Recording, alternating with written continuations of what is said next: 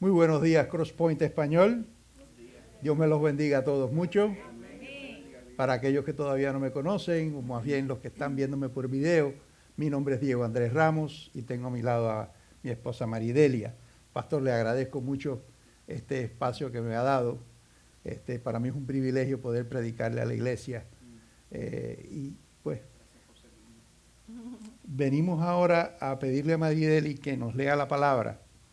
Está en Segunda de Timoteo, carta, y pues venimos ahora a pedirle a Maridelia que nos lea la palabra. Está en Segunda de Timoteo, carta de Segunda de Timoteo, capítulo 2, versos 1 al 13. Capítulo 2, versos 1 al 13. Ella va a estar leyendo de la Nueva Biblia de las Américas. Usted la puede leer en la que la tenga. Nueva Biblia de las Américas. Ok, empezamos. Encarga a hombres fieles que sean capaces de enseñar también a otros. Sufre penalidades conmigo, como buen soldado de Cristo Jesús. El soldado en servicio activo no se enreda en los negocios de la vida diaria, a fin de poder agradar al que lo reclutó como soldado. También el que compite como atleta no gana el premio si no compite de acuerdo con las reglas. El labrador que trabaja debe ser el primero en recibir su parte de los frutos. Considera lo que digo, pues el Señor le dará entendimiento en todo. Acuérdate de Jesucristo, resucitado de entre los muertos, descendiente de David, conforme a mi evangelio, por el cual sufro penalidades hasta el encarcelamiento como un malhechor. Pero la palabra de Dios no está presa. Por tanto, todo lo soporto por amor a los escogidos, para que también ellos obtengan la salvación que está en Cristo Jesús, y con ella gloria eterna. Palabra fiel es esta, que si morimos con Él, también viviremos con Él. Si perseveramos, también reinaremos con Él. Si lo negamos, Él también nos negará. Si somos infieles, Él permanece fiel, pues no puede negarse Él mismo. Amén. Amén. Gracias, Marideli. Vamos a orar. Padre nuestro que estás en el cielo, venga a tu reino. Hágase tu voluntad aquí en la tierra como en el cielo. Danos hoy el pan espiritual que nos corresponde y abre nuestras mentes para poderlo recibir. Transforma nuestro carácter al carácter de Cristo, un carácter sumiso, un carácter obediente, un carácter perseverante. Guárdanos de la tentación de amar a las cosas de este mundo más que a ti. Ayúdanos a resistir a las tentaciones que nos traen nuestra naturaleza pecaminosa. Líbranos de las mentiras y las trampas del usurpador. Danos la fuerza para perseverar en la fe hasta el día que tu Hijo vuelva por nosotros. Santifícanos, Señor, en el nombre que es sobre todo nombre, Jesús el Cristo. Amén y amén. Pedro, el título de la prédica de hoy, si no lo tienes todavía, va a ser Modelos de perseverancia en la fe. Modelos de perseverancia en la fe. Pero ¿de qué fe vamos a estar hablando? Porque hay mucha fe por ahí. La fe de la que hablamos es la que dice, Cristo, el Hijo de Dios, te rescató de la muerte y vivirás en el reino de Dios con Él para siempre, con cuerpo resucitado, glorificado y galardonado. Esa es nuestra fe. Y eso es lo que estamos esperando. Y esa es la canción que el pastor nos cantó hace un ratito. La carta de Pablo me llevó a una introducción peculiar de un autor que a mí me gusta mucho, que es Max Lucado. Desde los primeros libros que yo leí cuando me convertí eran de Max. Y su manera poética de expresar las cosas, pues me llamaron siempre mucho la atención, y él siempre es la primera fuente que yo busco cuando tengo que leer un pasaje, porque me gusta ver cómo él lo ve, cómo él le da ese toque tan peculiar. Y he hecho una paráfrasis de lo que él dijo, y es una paráfrasis, es un embeleco mío. Y dice así: le han quitado la libertad, está preso en una cárcel romana. Le han quitado su futuro, está condenado a muerte. Le despojaron de todo. ¿Qué te queda, Pablo? Con el final de tu vida a la vista, a la vuelta de la esquina. ¿Qué te queda, Pablo? Pablo me mira y contesta: he guardado la fe. ¿Cómo lo hiciste, Pablo? Pablo responde: perseverando, perseverando y perseverando. Pablo, ¿tienes algún consejo para Crosspoint Español? Sí. Diles que perseveren como yo. Diles que perseveren como un soldado. Diles que perseveren como un atleta. Diles que perseveren como un guajiro. ¿No saben lo que es un guajiro? Yo se lo voy a decir. No, pero no saben lo que es. Yo lo voy a explicar ahorita. Se lo voy a explicar ahorita. Diles que perseveren como Jesús.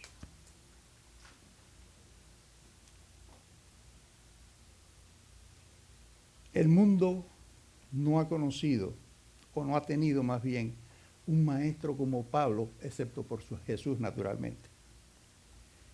Perdido en sus pecados, pero confrontado por Jesús en el camino de Damasco, lo salvó, y desde entonces de Saúl cambió a Pablo, de perseguidor cambió a evangelizador. Y toda su vida lo único que hizo fue predicar su palabra y testificar del amor de Jesús todos los días a todo el que lo quisiera escuchar. Ese es Pablo. Al final le costó todo. Todo menos la fe. Y esa fe fue todo lo que necesitó. Porque, hermano, lo único que necesitamos es esa fe para entrar al reino de Dios. En su última carta, antes de ser decapitado por el emperador Nerón, Pablo pasa la antorcha de su ministerio a su hijo espiritual Timoteo.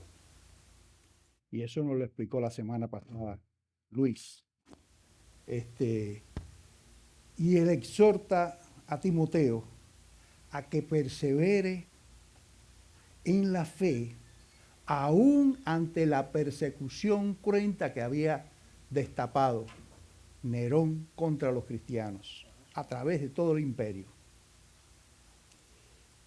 Y esa persecución era por predicar, por enseñar, por vivir y modelar precisamente el Evangelio de Cristo.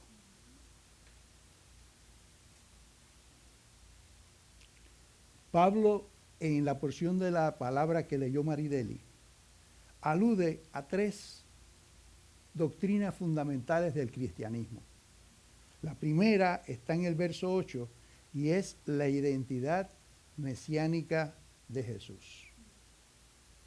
La segunda está en el verso 10 y es que la salvación es por la gracia soberana de Dios exclusivamente. Y la tercera, que es la que vamos a estar predicando hoy, está en los versos 11 al 13, particularmente el 12, que es la perseverancia de los santos. Para los calvinistas es el quinto punto. Yo no soy calvinista. Pero es cómo guardar la fe en tiempos difíciles. En esos momentos cuando la cosa, el gas pela, como dicen los puertorriqueños. Cuando la cosa se pone difícil. Y eso nos llega a todos, tarde o temprano. Todos pasamos por eso. Pero el verso 12 tiene la clave. Y dice así, me lo memoricé, una de las pocas cosas que he podido memorizar. Si perseveramos, también reinaremos con Él. Si lo negamos, Él también nos negará. Y ese verso a mí me voló la cabeza. Me voló la cabeza porque yo había predicado hace, no me acuerdo cuánto tiempo, que la salvación no se pierde. Y cuando uno lee eso fuera de su contexto, cree, caramba, sí, Dios nos regala la salvación, pero nosotros la podemos perder. La podemos perder, la podemos votar, porque podemos negarlo. Eso es lo que dice ahí. No. Para eso hay que leer la Biblia, ¿verdad? Perseverar, encontré, es la acción que demuestra que tenemos esa fe. No es como el cuento del huevo y la gallina, ¿quién llegó primero? ¿Verdad? ¿Es la perseverancia una función nuestra o es de Dios? Bueno, esa es la gran pregunta, ¿verdad? El diccionario en línea de la Real Academia Española define perseverancia o perseverar de la siguiente manera: mantenerse constante en lo comenzado. ¿Okay? O durar permanentemente en una actividad. ¿Quién inicia esa fe? ¿Quién inicia lo que va a comenzar? La fe original. ¿Quién la inicia? Pregunta, ¿verdad? ¿Quién la guarda permanentemente después? Bueno, pues ciertamente el diccionario no me va a dar la respuesta. Ni ningún libro pagano, ni ningún libro del mundo, ni ningún libro de ningún sabio, de los Sócrates, de los griegos, ni de ningún sitio. La única respuesta va a estar en la Biblia. Y me senté con Bible Gateway. Yo les recomiendo que compren esa aplicación. Es gratis, pero la parte que yo uso hay que pagarla. No es muy cara, es $3 mensual. Y entré a Bible Gateway para averiguar dónde y cuántas veces aparecía la palabra perseverar o sus derivados en la Nueva Biblia de las Américas. 35 veces. 3 en el Antiguo Testamento, 32 en el Nuevo Testamento. Cristo la usa 10 veces. 5 en los evangelios de Mateo, Marcos y Lucas. 5 en el libro de Apocalipsis. Pastor, me tiene que dejar enseñar ese libro un día de esto. Esa clase la tengo que dar. Con mamá. Ok, con mamá. Y con papá también. Pablo la usa 16 veces en sus 13 cartas. Santiago la usa una vez. Pedro la usa una vez en sus cartas. Juan la usa 2 veces, también en Apocalipsis, pastor. Y el autor de Hebreos la usa 2 veces.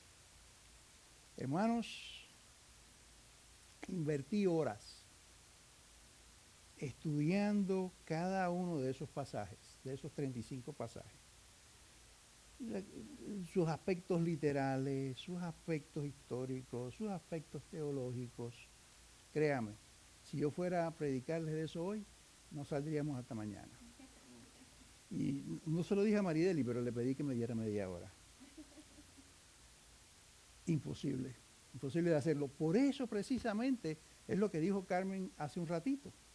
Es que tenemos grupos de estudios bíblicos que nos reunimos los miércoles en distintas casas, grupos más pequeños, donde tenemos la oportunidad de aprender de la Biblia las cuestiones prácticas y las cuestiones difíciles que contestan esos 35 pasajes. ¿Verdad? Pero no solo eso, tenemos candidatos ancianos, 4 de nosotros, que estamos abiertos para que ustedes nos hagan las preguntas que quieran, que las cosas que queden en duda en estas prédicas, las preguntas que no se contesten en estas prédicas o que ustedes se hagan, nosotros los ayudemos a contestárselas. Nosotros estamos aquí para ayudarles a perseverar. Estamos aquí para que conozcan más a fondo al Cristo de la Biblia. El púlpito es para exhortarlos a ustedes a que respondan adecuadamente al llamado de Dios. Es para exhortarles y estimularles a buscar más de Dios. Y es para que perseveren en la santificación de cada uno de ustedes cada día más. La doctrina fundamental es que la salvación es un regalo de Dios. La pregunta que de dónde y quién origina esa fe viene de Dios. La fe la da Dios. La permanencia, lo permanente de esa fe, también solamente puede venir de Dios, porque nosotros somos temporales, somos finitos. La perseverancia es permanente. Tiene que venir de una fuente permanente. Y esa única fuente es Dios. Y este fin de semana, perdón, no este fin de semana, un poquito antes, el diablo me atacó, pero bien chévere. Bien chévere. Me jamaqueó, pero bien fuerte. Y después Dios me trajo a la mente todo lo mal que yo he venido haciéndolo por los últimos 18 años. Porque yo me convertí en el 2005, hace 18 años, pero venía haciéndolo mal. Y ahora sé dónde está la fuente de poder para hacerlo bien. Gracias a esta prédica, gracias, pastor, por la oportunidad. Pablo no tenía tiempo para estar escribiendo tratados teológicos a Timoteo desde su cárcel en Roma. El tiempo era breve, la luz era floja, sus ojos estaban fallando, la carta iba a ser corta. El parcho que le trajeron nada más quedaba 4 capítulos. No daba 16 como el de Romano. No podía estar hablando de justificación de la fe, por la fe, en 16 capítulos. Así que tiene que ser práctico, rápido, dogmático. Pero su hijo sabe lo que él ya sabe. Él no necesita teología. Él lo que necesita es modelos prácticos para ponerlos rápido en acción. Y eso mismo es lo que hace Pablo. Pablo utiliza 5 modelos en la porción que estamos leyendo. El capítulo 2 completo son modelos de perseverancia. Todos. Pero la parte que me toca a mí, los versos 1 al 13, son 5. El primero, el burro Pablo. Pablo se pone primero. ¿Ok? Después, un soldado, un atleta, un guajiro. Y voy a explicar lo que quiere decir guajiro ahora. Guajiro todos saben que es un campesino cubano, ¿verdad? Bueno, un campesino donde quiera, pero en este caso es un campesino cubano. Yo no era guajiro, porque yo nací en el segundo piso de La Habana y me crié en el segundo piso de La Habana, pero mis papás, los dos eran guajiros. Mis abuelos eran guajiros, toda mi familia son guajiros. Usted se reúne con esos guajiros y todos son guajiros.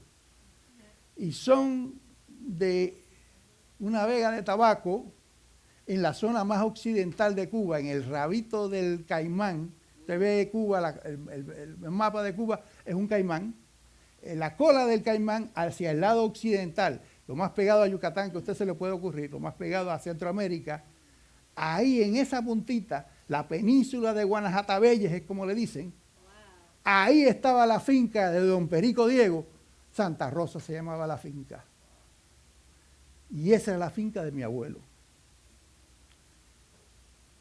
Y a esos guajiros les decían guajiros porque en el año 1898 a los americanos les dio por ser imperialistas. Y les dio por decir, oye, el imperio de España ya está muy viejo, ya es hora de sacarlo del medio, vamos a botarlos de aquí de Latinoamérica. Los cubanos estaban peleando contra España, tratando de independizarse, pero llevaban ya un montón de años y no lo lograban. Y entonces algo pasó curioso en La Habana, explotó un barco que se llamaba el Maine, y los americanos le declaran la guerra a los Estados Unidos. Y naturalmente le ganan la guerra a los españoles. Y cuando esos soldados cubanos, que le decían los mambises, el ejército de los mambises, marchaban por las plazas y la gente los vitoreaba, los gringos, los americanos, le gritaban, ¡War Heroes! ¡War Heroes! Y los cubanos que iban marchando, que no sabían inglés, ¡Guajiro! ¡Guajiro! Se le quedó el guajiro. Es una cuestión fonética, como dice mucha gente, la troca, la yarda, ¿verdad? Ese es el origen de la palabra guajiro, por lo menos en Cuba. ¿Ok? Así que ya saben. ¿Cuál es el quinto modelo? El quinto modelo es nuestro Señor Jesucristo, el modelo perfecto. Vamos a analizar, no vamos a analizar a Pablo, porque Pablo Marideli lo leyó, él fue perseverante hasta que le cortaron la cabeza. Hasta ese día dejó de ser perseverante. Pero ese día fue directo al cielo, ¿verdad? Y cuando llega allá, toca, y no es Pedro el que le abre la puerta. No, es uno de los arcángeles. Bienvenido, ¿cómo estamos? Mire, no, yo soy Pablo, me acaban de cortar la cabeza, por ser, ¿verdad? Por perseverar hasta el final. Y vengo, ¿verdad?, a buscar mi galardón. Y dice, no, pues, galardón todavía. Hay que esperar la resurrección. Vamos con calma. Pero mira, déjame colocarte en el sitio que te toca. Te voy a poner, déjame decirle a los ángeles, dos de los ángeles que te lleven. Por favor, llévenlo al aposento de los 24 ancianos. ¿Ah? Sí, Pablo, Arcángel, ¿estás seguro? Sí, donde está David, donde está Abraham, llévalo allí, al de los 24 ancianos. El pastor sabe lo que estoy diciendo. Si han leído Apocalipsis, sabe lo que estoy hablando. Pero no lo voy a decir hoy, ¿ves? Esas son preguntas para el miércoles. Bueno, vamos a ver a Pablo ahí. Vamos ahora a hablar del soldado. Porque el soldado, claro, hay que ponernos en el tiempo de Roma, en el tiempo de Pablo, y Pablo, a quien conoce, es a un legionario romano.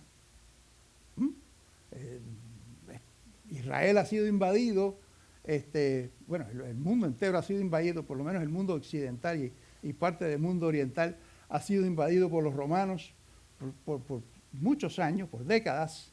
Y ahí es que crece Pablo, y Pablo lo que conoce es precisamente a los legionarios romanos. Y no es casualidad alguna que le está escribiendo a Timoteo, que está en Éfeso, y Pablo había escrito una carta años antes, como 7, 8 años antes, a los Efesios precisamente, y en esa carta, en el 6º capítulo de esa carta, Pablo está hablando de la guerra espiritual y que el cristiano se vista como el legionario romano para batallar en esa pelea. Y él tiene eso bien claro, tiene eso del soldado bien claro, y sabe bien claro que lo que ese soldado representa es un buen ejemplo de lo que debe ser un buen cristiano.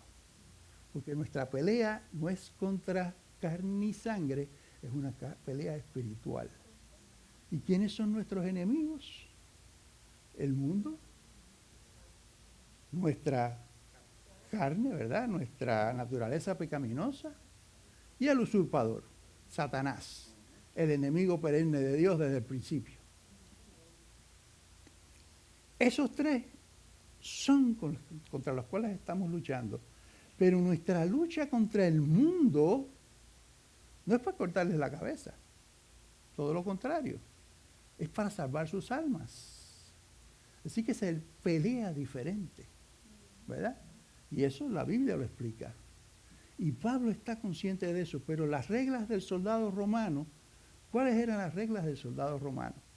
Igualitas que las reglas del soldado americano hoy en día. No hay diferencia. La primera regla es separado del mundo. Separado, ¿cómo que separado del mundo? Sí. El legionario romano, que era enlistado por su comandante de la legión, era el que enlistaba a los soldados, era como un contrato por un determinado tiempo de años, y ese individuo de ese tiempo se dedicaba 100% a su comandante, a más nadie. Fuera donde fuera, ya fuera que estuviera en Roma, ya fuera que estuviera en Britania, en Inglaterra, o estuviera en Israel, donde quiera que estuviera ese soldado, él se debía única y exclusivamente a su comandante, y el mundo civil, su vida civil la dejaba totalmente atrás. Si estaba casado, tough luck, la mujer no lo iba a ver por lo menos 5 o 10 años. Por carta y cuidado. O sea, era una separación total, era un enfoque único y exclusivamente obedecer al comandante, el objetivo militar. Asimismo es para los soldados americanos actualmente. De hecho, hay una ley que hace precisamente eso. Y lo digo porque lo viví personalmente como abogado, me tropecé con esa ley. Y esa ley crea una moratoria total en contra de que nadie puede demandar civilmente a un soldado mientras el soldado esté en servicio militar activo. No lo puede demandar en divorcio, no le pueden quitar el carro, no lo pueden demandar porque deba lo que deba, no le pueden quitar la casa, no puede hacer nada. Todo queda en suspenso. Y eso se le ocurrió al presidente Lincoln hace 800,000 años atrás, entre el año 1861 al 1865, cuando está la guerra civil andando. Lincoln con el Congreso pasan una ley para que los soldados de la Unión no tengan que estarse preocupando de los problemas del mundo que tenían y se concentraran única y exclusivamente en liberar y reunir a los Estados Unidos de América de nuevo, hacer un país nada más de nuevo, que se había dividido el país. Pablo está consciente de eso y él dice, cristiano, tienes que separarte del mundo. Estás en el mundo, pero no puedes ser del mundo. Eres un embajador del reino de Dios. Tienes que dar testimonio del reino de Dios. No puedes imitar al mundo. Primero las cosas que están haciendo y lo que está pasando ahora, ¿verdad? No caigas en eso. No caigas en lo que el mundo hace. Nosotros tenemos reglas diferentes y tenemos que ser diferentes. De hecho, yo soy de los que creo que la iglesia no es lo relevante que debería de ser, precisamente porque se ha acercado demasiado al mundo. Ya no somos diferentes al mundo. Hay muchas iglesias que no quieren ser diferentes al mundo y lo imitan en todos sus pecados. Entonces, ¿para qué ir a la iglesia si es lo mismo que, pues mira, si vamos a hacer una pachanga, vamos a hacerlo en otro lado? ¿Verdad? O sea, hay que ser realistas. Somos distintos. Somos distintos. Y no solo somos distintos, tenemos un comandante.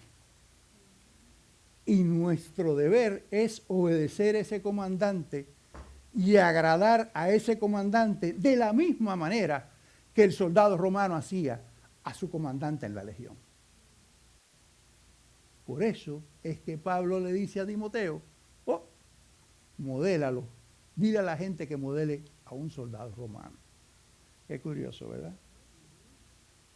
El próximo que le dice que modele es a un atleta. Tienen en común estos tres atletas. Les voy a mencionar tres nombres. Quizás los más jóvenes no se recuerden. El ciclista Lance Armstrong. ¿Se acuerdan de él? Tour de Francia 6-7 veces creo que ganó. El corredor olímpico Ben Johnson, canadiense. ¿Se recuerdan de él? Corría con unos zapatos doraditos, bien chéveres, y era el hombre más rápido del mundo. La corredora olímpica Marion Jones, también se ponía unos zapatitos bien, ¿verdad? Como rojos, así bien rojos, y corría, y era una corredora tremenda, ganó cuanta medalla hubo en las Olimpiadas. Problema. Ganaron todos los trofeos, ganaban un montón de dinero, porque tenían muchos auspicios, muchas compañías los endosaban para que se pusieran en sus trajes y sus cosas, los nombres de ellos y todas esas cosas, y eran anuncios corriendo, ¿no? Y ganaban un montón de dinero, estamos hablando de millones de dólares. Lance Armstrong, sus contratos eran multimillonarios. Ben Johnson, Marion Jones también. Pero todos cometieron el mismísimo error. No jugaron limpio en sus deportes. Dopaje. Usaron drogas ilegales en cada uno de sus deportes. Drogas que lo que hacían era que aumentaban su poder físico, aumentaban su aguante, su resistencia, y claro, estaban compitiendo contra otros que no tenían esa droga puesta, y pues les ganaban, así cualquiera. Es como correr el maratón de Boston, ¿verdad? Son 26 millas y pico, pero usted se esconde 3 millas de la meta y espera poco más o menos, después las horas, ¿verdad? Y sale corriendo antes que la otra gente llegue. Y usted llega primero, ¡qué chévere! Llegó, ganó. Tiene el trofeo más, imagínense, rompió el récord, el que llegó más rápido. Sí, pero llegó como, sin sudar, tranquilito, fresquecito. Oye, eso es una trampa, ¿verdad? Y eso es lo que estos individuos hicieron. Y Pablo usa ese ejemplo del atleta porque en el tiempo de Pablo los Juegos Olímpicos eran lo último de la avenida. Habían Juegos Olímpicos en Corintio, había Juegos Olímpicos en Éfeso, había Juegos Olímpicos en Atenas, había Juegos en Cesarea Marítima. O sea, en todos los lugares era una cosa, el deporte era importante, y no solo era importante, usted tenía que seguir unas reglas que si los jueces se enteraban que usted no la siguió, no importa qué trofeo le dieran, le quitaban la coronita que le dieron. ¿Ves? Y entonces Pablo le dice a Timoteo, el atleta. ¿Por qué? Porque el atleta tiene que seguir reglas. Y el cristiano tiene que seguir reglas. Y reglas tenemos. ¿Verdad? En la Biblia están las reglas. En el Antiguo Testamento, 613.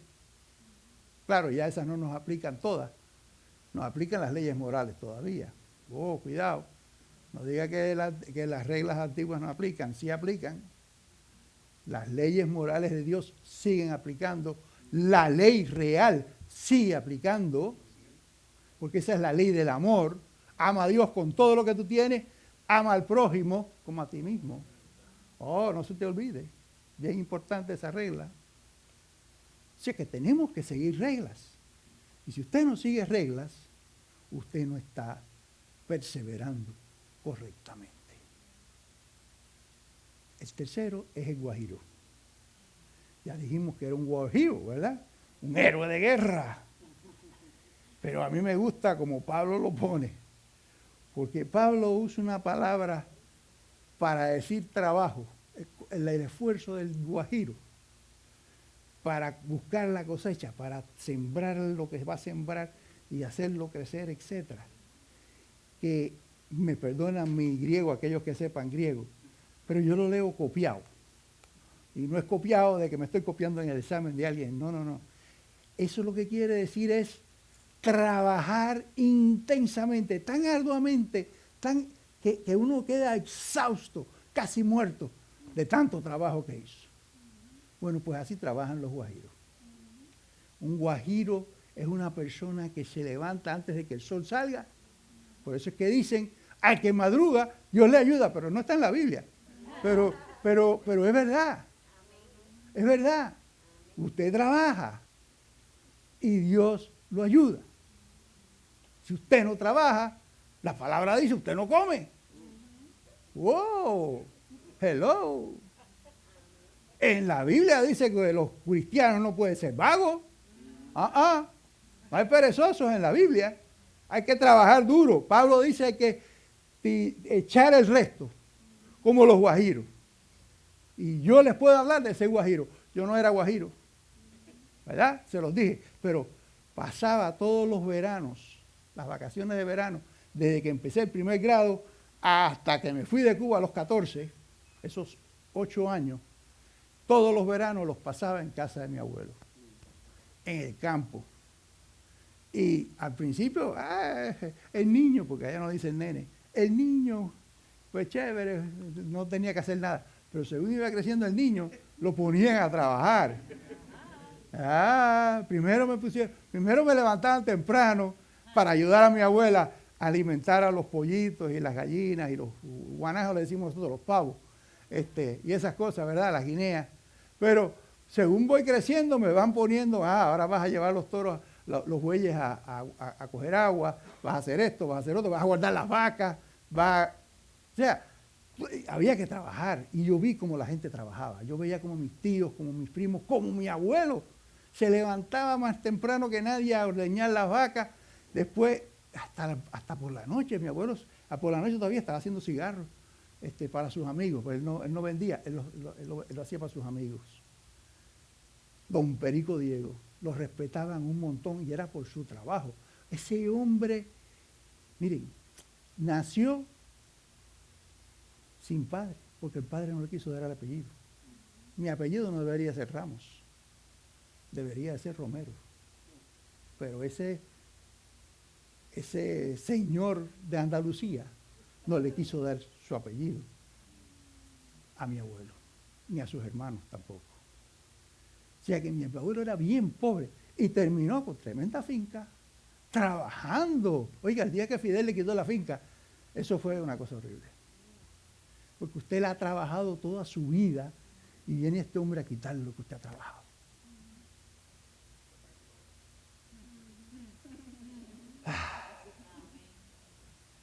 Yo lo viví un año entero, yo viví en casa de mi abuelo.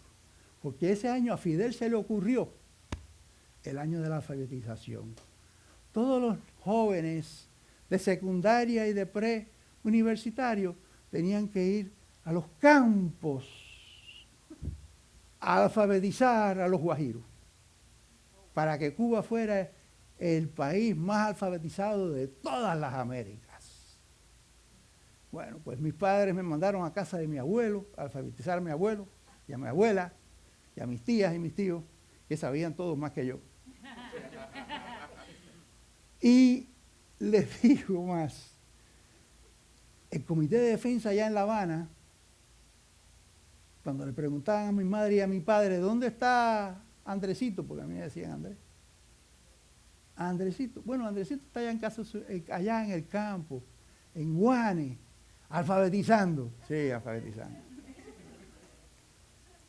Miren, y ahí yo vi el proceso completo de cómo sembrar tabaco. Como una cosecha, y es una al año. Una al año. Cómo empieza desde un semillero donde todas las matitas están juntitas hasta que crecen un poco más o menos así y las desplantan y después las llevan a un surco. Y ese trabajo, ¿qué trabajo es? Oye, cuando usted se fuma un puro y lo quema y lo bota, es una cosa increíble. Todo el trabajo que ha costado que uno haga eso. Y lo que hay que sudar, la patria que hay que sudar, es de esos guajiros para lograr eso. Y una vez al año. Si la vendes y la vendes bien, te salvaste. Si no, estás en la quiebra. Y los guajiros tienen, además de ese trabajo arduo, esperanza, mucha esperanza. Esperanza de que llueva cuando tiene que llover. Esperanza de que las plagas no vengan cuando no tienen que venir. Esperanza que el sol dé fuerte cuando tiene que dar fuerte. Esperanza que venga el frío cuando tiene que venir. Porque si no, no hay cosecha. Y eso precisamente es lo que Pablo le está diciendo a Timoteo.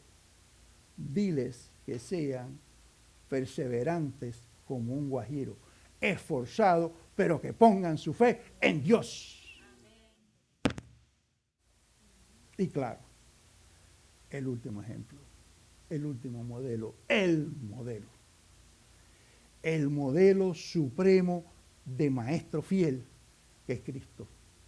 Mire, ese maestro llegó y escogió a 12 apóstoles y como a 120 discípulos.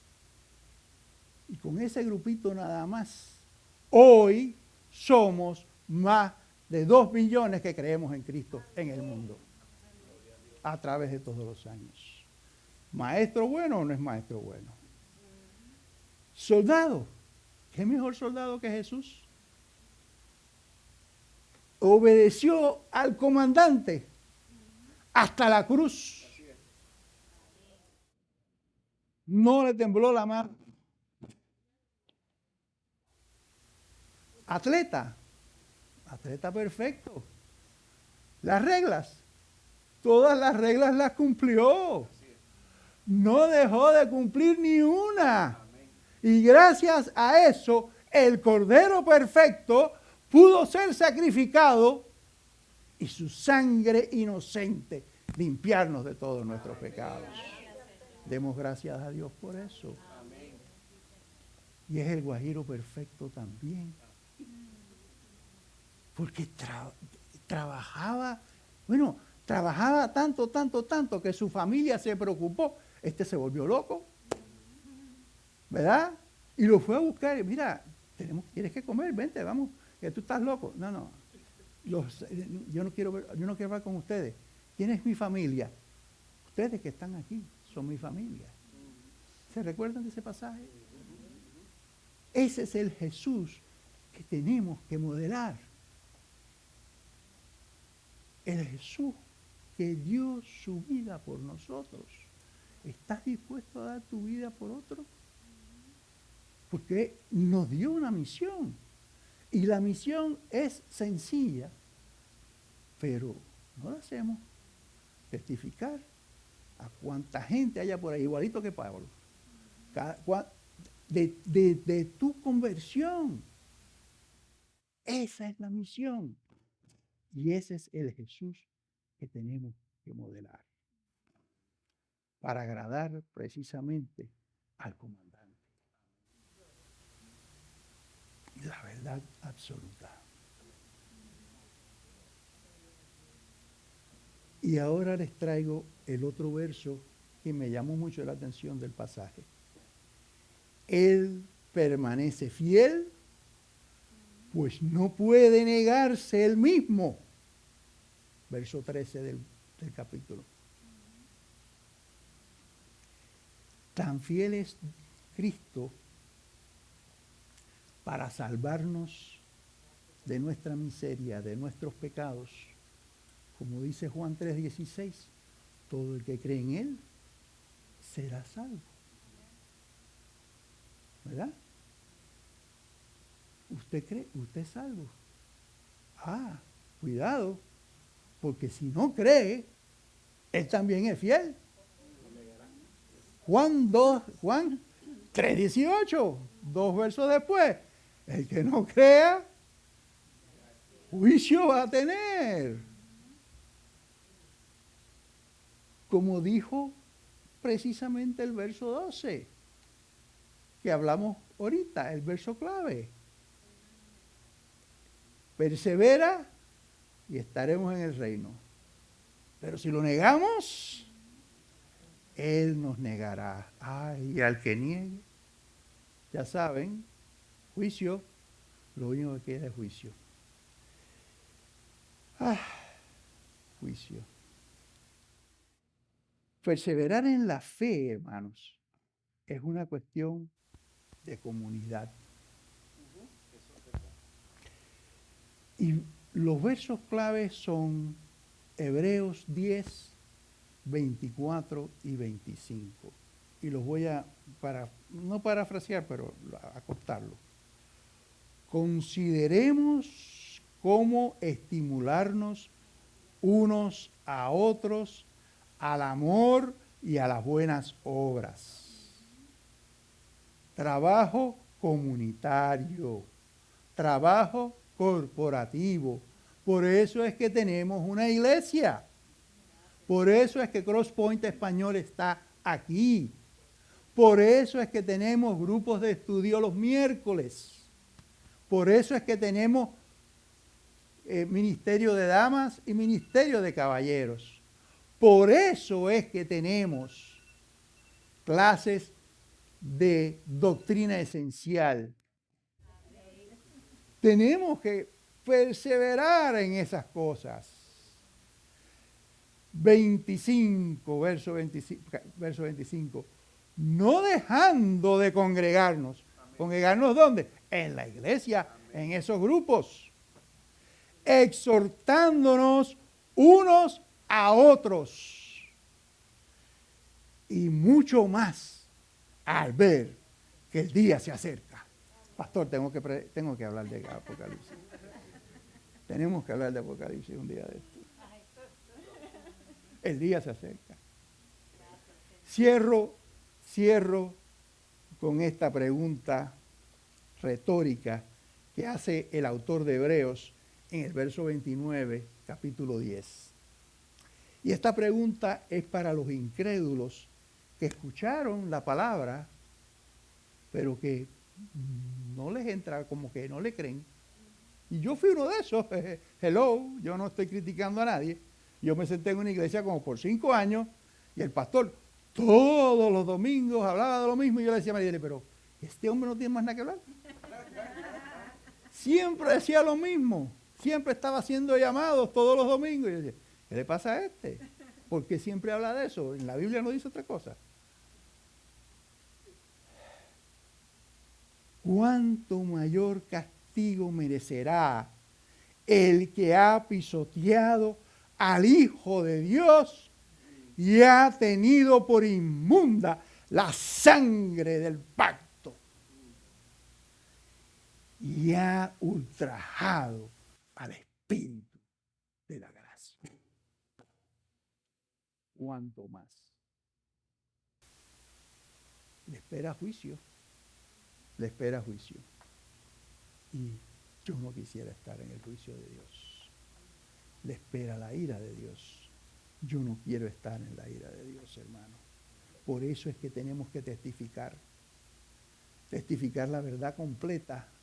No solo lo bueno, sino también la ira de Dios. A la iglesia se le ha olvidado hablar del juicio de Dios. Lo único que habla es del amor de Dios, de la abundancia, de la vida abundante.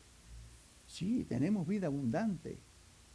Si la sabemos buscar y la sabemos localizar. Yo no la sabía localizar hasta este fin de semana. Aprendí, pastor, aprendí.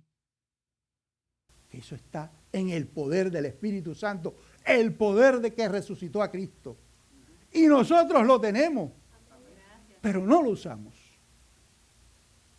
porque no lo creemos.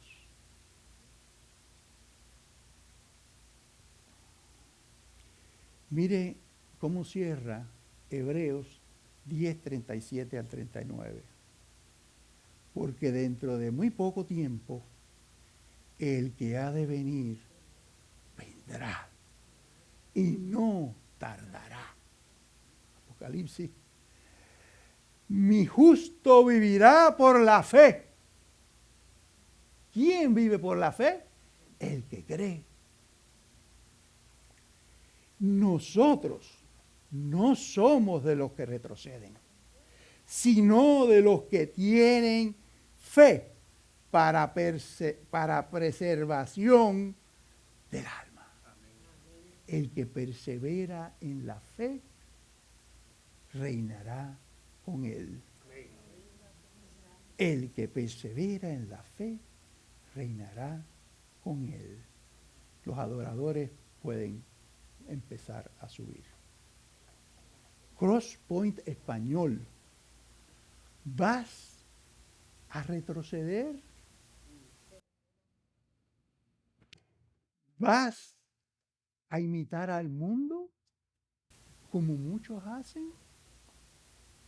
¿Vas a ignorar las reglas de Dios como muchos dicen? Ay, Dios es bueno, Él perdona, ay, Dios es bueno, Dios es bueno. Cuidado.